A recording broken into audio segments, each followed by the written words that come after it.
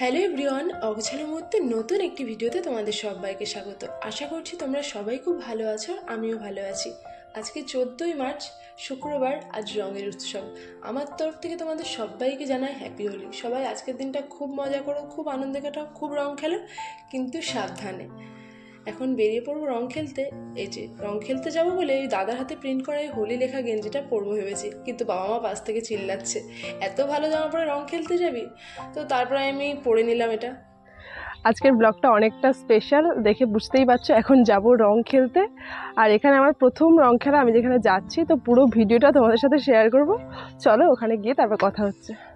বেরিয়ে পড়েছি। প্রথমে ভেবেছিলাম আমি বাসেই যাব, কিন্তু দাদার একটু দত্তপাড়ায় কাজ থাকাতে দাদাই বললো দিয়ে আসবে, তাই জন্য দাদার বাইকে উঠে যাচ্ছি। আর এখানে একটা বান্ধবী দাঁড়িয়েছে, আরও 2-3 জন আসবে। আমি একটু টোটোতে উঠে পড়েছি। এখান থেকে 10 মিনিট গিয়ে তারপরে ওই মাঠে পৌঁছাবো, হোলি খেলা যেখানে হচ্ছে। এই সামনে যে স্কুলটা দেখা যাচ্ছে, এই স্কুলটাতে আমি পড়েছি, ফতেপুর গার্লস হাই স্কুল। যদিও এখন সবটাই স্মৃতি। যে পৌঁছে গেছি।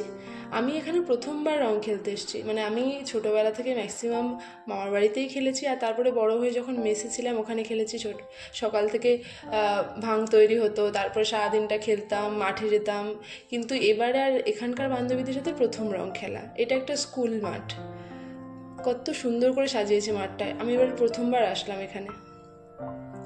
এপাশে রয়েছে টিকিট কাউন্টারটা, আর ওই মাঠটা সুন্দর করে সাজিয়েছে, বেশ সুন্দর। মাঠটাতে এখন ঢুকবো, তাই জন্য টিকিট কেটে নিয়েছিলাম। 50 টাকা করে টিকিট ছিল।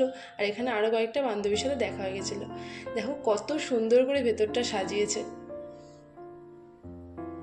আর পাশে রয়েছে অনেক স্টল। আমরা যখন টিকিট কেটেছিলাম 50 টাকার টিকিটের সাথে 5টা কুপনও দিয়েছিল। কুপনের মধ্যে কিছু খাবারের নাম লেখা ছিল। এই যে কুপনটা ছিঁড়ে নিয়েছি, এক একটা করে ছিঁড়ে এক একটা স্টলে গিয়ে খেতে হবে।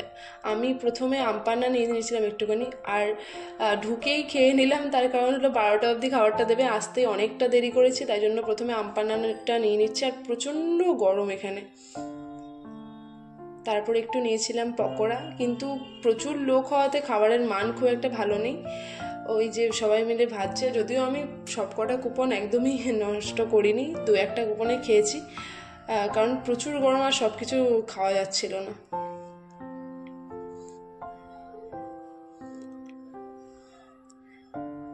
এই যে নিয়ে নিয়েছি পকোড়াটা। এখন দেখি ফ্যানটা কোথায় আছে। ফ্যানের সামনে বসেছি একটু এসে। এই জায়গাটাই মনে হচ্ছে সব থেকে বেশি ভালো লাগছে, এতটা বেশি গরম। এখানে রয়েছে আবির। আবিরটা আনতে না আনতেই শেষ হয়ে যাচ্ছে, মানে এনে রাখতে পারছে না ওরা, এটা শেষ হয়ে যাচ্ছে। একটা সুন্দর স্টেজ করেছে, এখানে অনেকে নাচ করছে। আচ্ছা গিয়ে চলুন নাচটা দেখি। খুব সুন্দর কিছু সকাল থেকে হওয়া কিছু প্রোগ্রামের আয়োজন করেছে। এই যে রং মেখে অলরেডি ভূত হয়ে গেছে। আর আমরা যখন সকালে এসেছিলাম কম লোক ছিল, কিন্তু এখন অনেক বেশি লোক হয়ে গেছে। চারিদিকে সবাই রং খেলছে, কত আনন্দ করছে।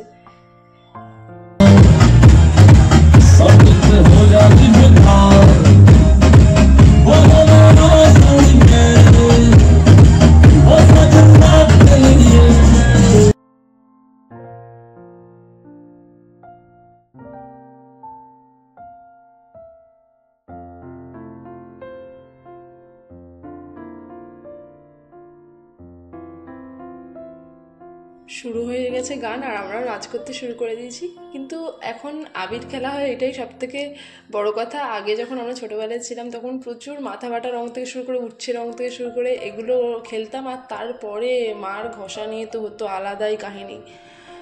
তো এখন যদিও আবির খেলা হয়, আর প্রচণ্ড গরম। প্রতিবারই হোলির টাইমটা এত বেশি গরম থাকে না। বেশিক্ষণ থাকবো না, যদিও একটু পরেই চলে যাব। ওই যে কালো জামা পরে একটা মহিলাকে দেখতে পাচ্ছেন, ওইনি এখন গান করছেন স্টেজে। এখন এখানে ছোট ছোট কিছু প্রোগ্রামের আয়োজন করা হয়েছে, ইনি এখন গান করছেন। এরপরে আসবে ডিজে। এখন প্রচুর লোক হয়ে গেছে।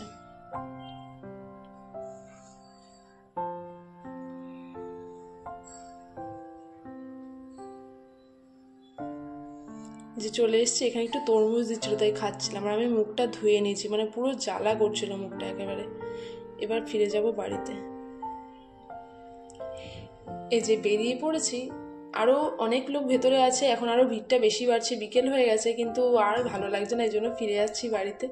নেমে পড়েছি বাস স্ট্যান্ডে। একটা দিন ভীষণ মজা করে আনন্দ করে কাটালাম, কালকে থেকে দৌড়াতে হবে আবার রোজকার নিয়মে। এখন 2 কিলোমিটার ভেতরে যাব, তাই জন্য কোনো গাড়ি আসার জন্য অপেক্ষা করছি, গাড়ি আসলে উঠে বাড়ি যাব।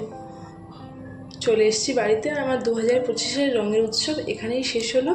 আমার ভিডিওটি কেমন লেগেছে তোমাদের একটু কমেন্টের মাধ্যমে জানিও। সবাই ভালো থেকো, সুস্থ থেকো, সবাইকে টাটা।